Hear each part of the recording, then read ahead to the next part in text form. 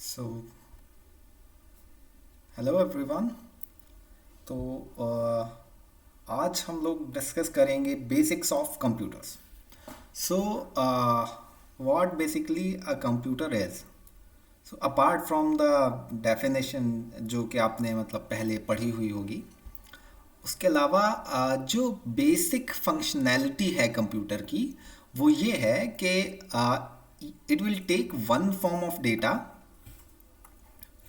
So here it is. It is one form of data.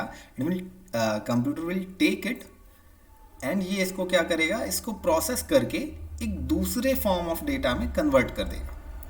तो इसका काम क्या है, कंप्यूटर का क्या काम है, वन फॉर्म ऑफ डेटा को ये दूसरे फॉर्म ऑफ डेटा में कन्वर्ट कर देगा यूजिंग अ पर्टिकुलर प्रोग्राम जो कि हम उसे बताएंगे.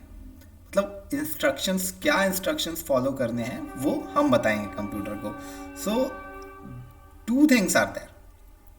एक तो आपका डेटा एंड दूसरा आपका इंस्ट्रक्शन. दो चीज़ें ज़रूरी हैं कंप्यूटर को ऑपरेट करने के लिए, कंप्यूटर को चलाने के लिए, किसी भी प्रोग्राम को चलाने के लिए. अब ये डेटा क्या है एंड इंस्ट्रक्शंस क्या है. तो डेटा एंड इंस्ट्रक्शंस ये दोनों ही क्या है, ये दोनों ही बाइनरी फॉर्मेट्स में होते हैं. Binary numbers, that is your zero and ones. Okay. तो कैसे जो है हमारा कोई भी प्रोग्राम रन होता है, कैसे कंप्यूटर ऑपरेट करता है इन प्रोग्राम्स को, हम ये देखेंगे इसमें. तो सबसे पहले समझते हैं कि what are the basic components of computer. तो कंप्यूटर में तीन चीज़ें इंपॉर्टेंट हैं.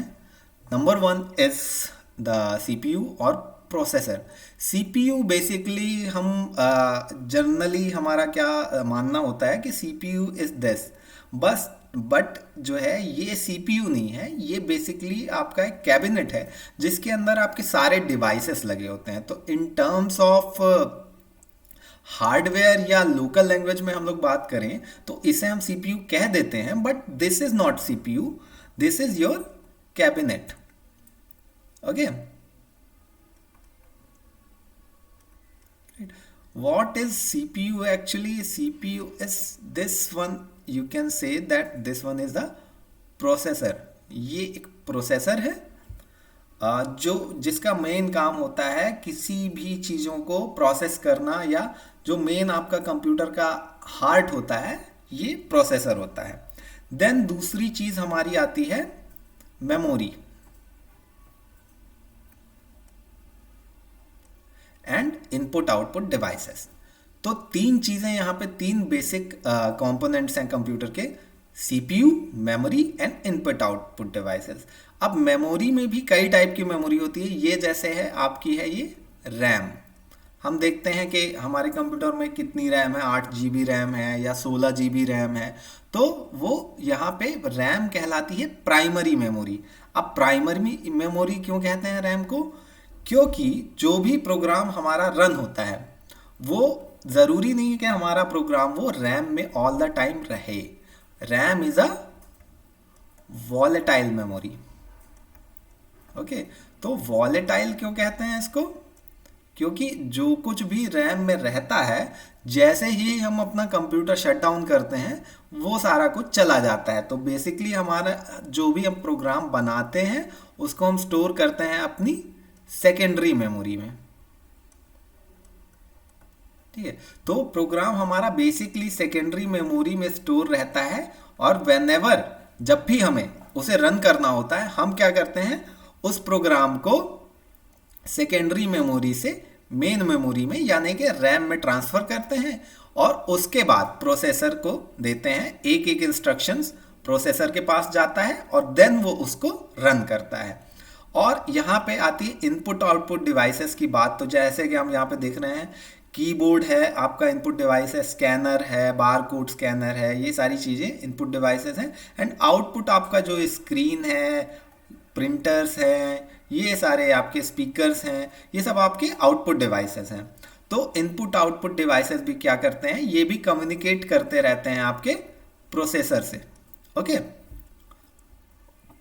तो ये एक बेसिक स्ट्रक्चर है जहाँ पे हम ये कह सकते हैं कि ये आपका सीपीयू है. सीपीयू के अंदर होता है ALU, which is arithmetic logic unit, जो कि बेसिकली एक सर्किट होता है, एक चिप होता है जो आपके सीपीयू में जितने भी इंस्ट्रक्शंस डिफाइन हैं उन सारे इंस्ट्रक्शंस को प्रोसेस करने के लिए ये ALU बना होता है। तो मैं यहाँ पे ये बता देना चाह रहा हूँ कि ALU है या कोई भी प्रोसेसर है, जब हम डिज़ाइन करते हैं उसको तो उसके एक limited number of instructions he support करता है। लेट्स से 64 और 128 और 256, केवल इतने ही इंस्ट्रक्शंस वो सपोर्ट करेगा और उसके हिसाब से हम लोग क्या करते हैं, प्रोसेसर को डिज़ाइन कर देते हैं। तो that is called the instruction set of the processor. ठीक है, तो जो ALU होता है वो बेसिकली एक सर्किट होता है जो इन सब इंस्ट्रक्शंस के ऑपरेशंस को परफॉर्म करने के लिए यूज होता है। देन हमारा आता है कंट्रोल यूनिट।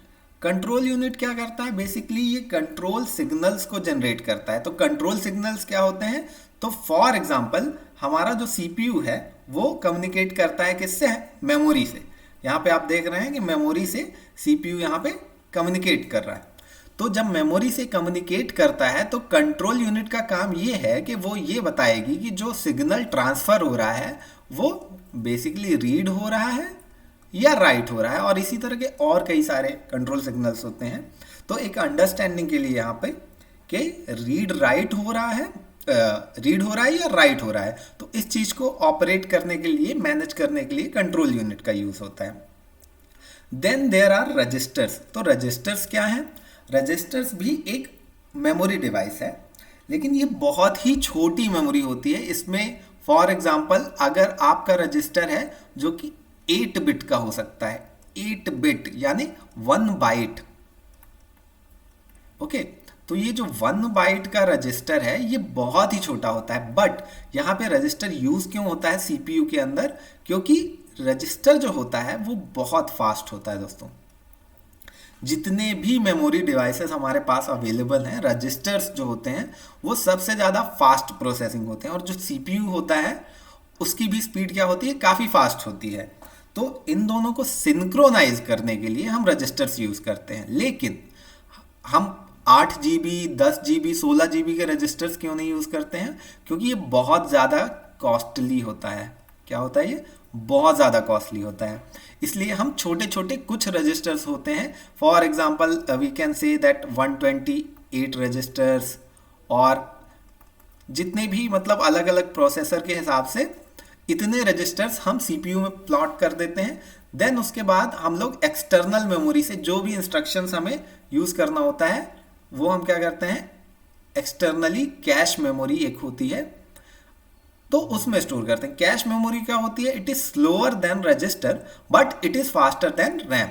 तो हम क्या करते हैं, जो भी प्रोग्राम एग्जीक्यूट करना है वो यहाँ पे समझना, जो सबसे स्लो मेमोरी होती है वो हमारा हार्ड ड्राइव होता है या जो SSD होता है, वो सबसे स्लो डिवाइस होता है। लेकिन इसको कम्युनिकेट करना है किससे, CPU से। CPU क्या है, बहुत फास्ट है, तो इसलिए हम डायरेक्टली इनका कम्युनिकेशन नहीं कराते हैं। हम क्या कराते हैं कि सारा कुछ, हर एक चीज़ हमारी कहाँ स्टोर है, हार्ड ड्राइव में। तो सबसे पहले जो भी प्रोग्राम हमें एग्जीक्यूट करना है, we bring it to the RAM, हम उस प्रोग्राम को रैम में लेकर आते हैं। अब रैम क्या है, रैम भी हमारी कितने की होगी, लेट्स से सपोज कि हम कह रहे हैं ये 8 GB की है रैम।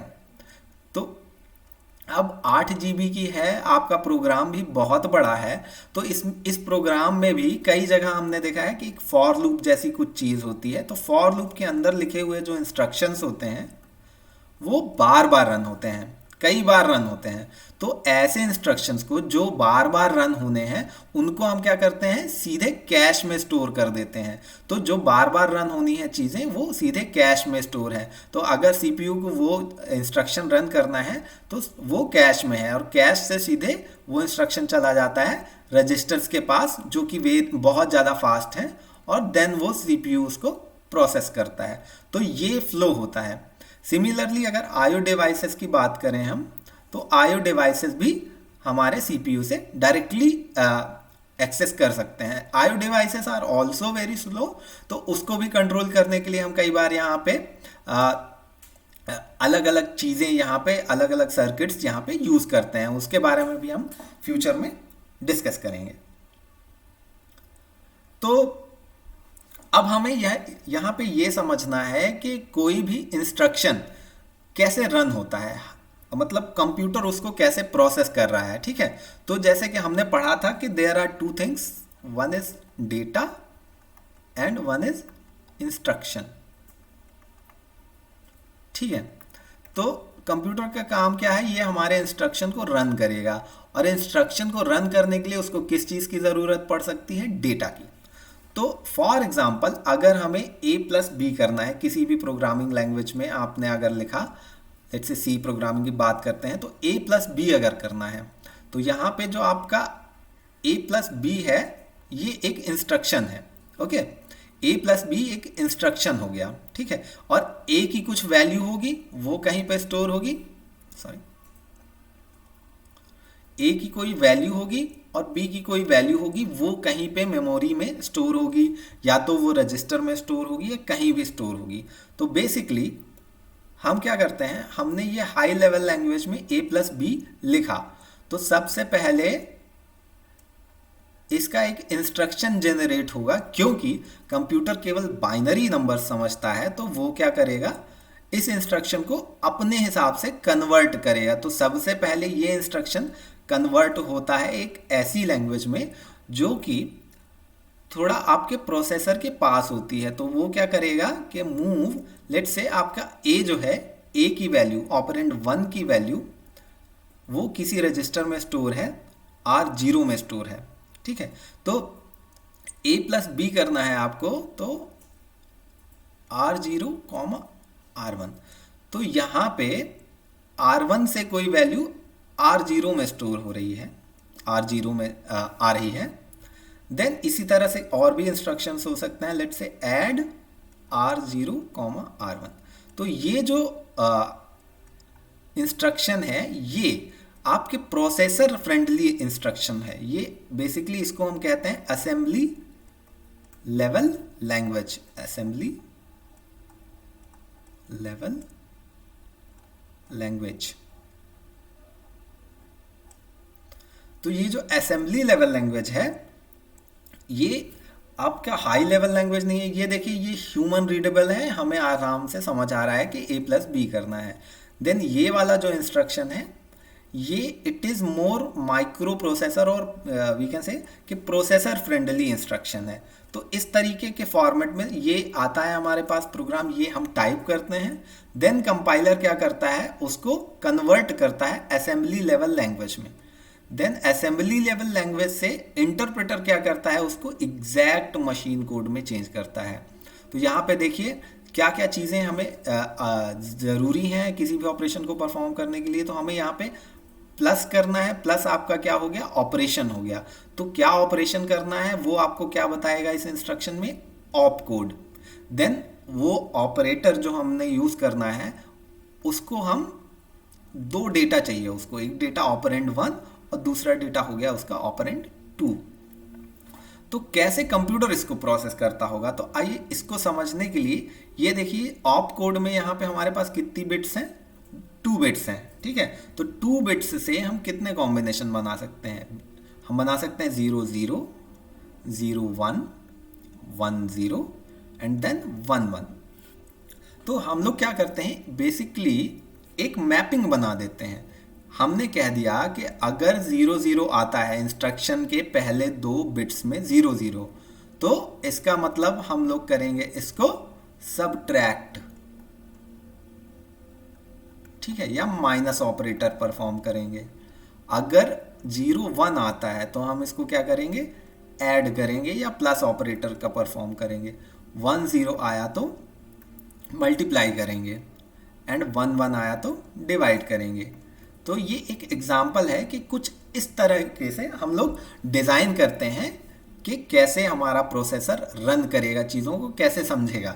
तो पहले 2 बिट को वो as a opcode read करेगा, और अगर उसमें 0 0 मिलता है तो वो ऐड करेगा, सॉरी 0 0 मिलता है तो सब्ट्रैक्ट करेगा, 0 1 मिलता है तो ऐड करेगा, 1 0 मिलता है तो वो क्या करेगा, उसका मल्टीप्लिकेशन करेगा।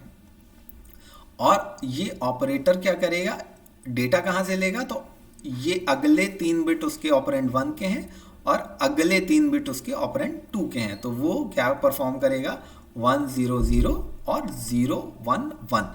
ये दो उसका डेटा है और ऑपरेशन उसको क्या करना है प्लस। तो इस तरीके से कंप्यूटर जो है इंस्ट्रक्शंस को इंटरप्रेट करता है और देन उसको फाइनली रन करता है। इसमें और भी बहुत सारी चीज़ें हैं जो कि डिटेल में नेक्स्ट वीडियो में हम लोग डिस्कस कर सकते हैं कि हाउ एग्जैक्टली मतलब इंस्ट्रक्शन रजिस्टर कैसे वर्क करता है, कहाँ कहाँ से डेटा कहाँ ट्रांसफ़र करता है। There is memory address register, memory buffer register, memory से डेटा ट्रांसफ़र कैसे होता है। ये सारी चीज़ें हैं वो डिटेल में कंप्यूटर आर्किटेक्चर सब्जेक्ट में हम लोग पढ़ते हैं। लेकिन एटलीस्ट इतना नॉलेज हमें होना चाहिए टू अंडरस्टैंड द प्रोग्रामिंग। तो बेसिकली यहाँ का जो कंक्लूजन है वो ये है हमारा कि कंप्यूटर हर चीज़ को 0 1 के फॉर्मेट में समझता है और कहीं ना कहीं हम लोग प्री डिसाइड कर लेते हैं कि कैसे उस इंस्ट्रक्शन को रिकॉग्नाइज करना है, कैसे पहचानना है कि भैया क्या ऑपरेटर है हमारा और क्या ऑपरेंड्स हैं। तो दिस इज द बेसिक फंडा ऑफ द कंप्यूटर कैसे समझता है उसके लिए। आज के लेक्चर के लिए इतना ही। तो थैंक यू वेरी मच। और ये यहाँ पर जो है मैंने एक बेसिकली डायग्राम दिया है। ये एक हमारा जो प्रोसेसर होता है 8085 उसका पिन डायग्राम है। तो ये देखकर आपको थोड़ा सा अंदाज़ा लगेगा कि प्रोसेसर क्या करता है। तो बेसिकली ये यहाँ पे एड्रेस बस हैं, ये एड्रेस स्लैश डेटा बस हैं। तो मेमोरी होती है, मेमोरी का एड्रेस होता है। तो यहाँ पे बहुत सारे पिन्स लगे होते हैं। तो उन पिन्स के थ्रू डेटा ट्रांसफ़र होता है प्रोसेसर को। तो इसी के थ्रू वो मेमोरी से बात करता है, कम्युनिकेट करता है, इनपुट आउटपुट से बात करता है। और ये सारे पिन्स के स्टेटस होते हैं। तो ये जितनी भी पिन्स हैं उसके केवल 2 ही स्टेटस हो सकते हैं, 0 और 1। तो कुछ इस तरह से ये एक इंट्यूशन है बेसिकली कि कैसे प्रोसेसर वर्क करता है। तो प्रोग्रामिंग के लिए इतना काफ़ी है।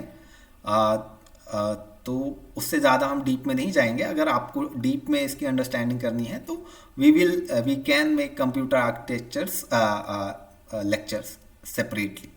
Okay, thank you very much.